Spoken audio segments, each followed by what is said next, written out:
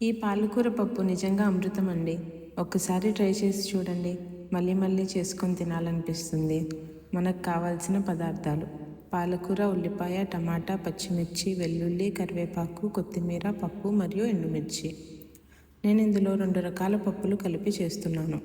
మీకు కావాలంటే కందిపప్పుతో మాత్రం కూడా చేసుకోవచ్చు. 1 కప్పు పప్పుకి 2 కప్పుల నీళ్లు, తగినంత పసుపు, ఉప్పు వేసి కుక్కర్లో 7 విజిల్స్ వచ్చే వరకు మీడియం ఫ్లేమ్లో ఉడికించుకోవాలి.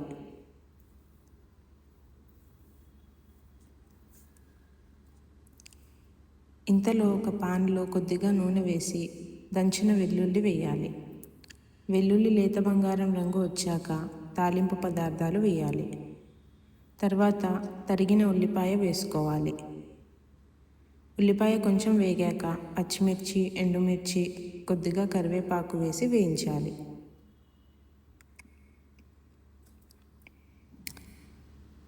ఉల్లిపాయ మెత్తబడిన తర్వాత టమాటా,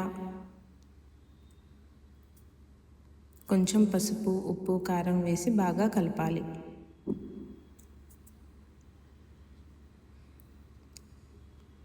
ఇప్పుడు తరిగి పెట్టుకున్న పాలకూర వేసి మూత పెట్టి నూనె పైకి వచ్చే వరకు ఉడికించాలి.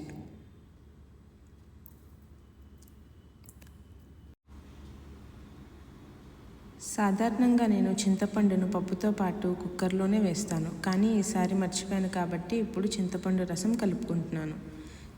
చివరిగా ఉడికించిన పప్పును వేసి బాగా కలపాలి. కొద్దిగా కొత్తిమీర, 1 స్పూన్ నెయ్యి వేసి మూత పెట్టి స్టవ్ ఆఫ్ చేయాలి. అంతే, వేడి పాలకూర పప్పు రెడీ. మీరు కూడా ఒకసారి ట్రై చేసి ఎలా వచ్చిందో కామెంట్స్లో చెప్పండి.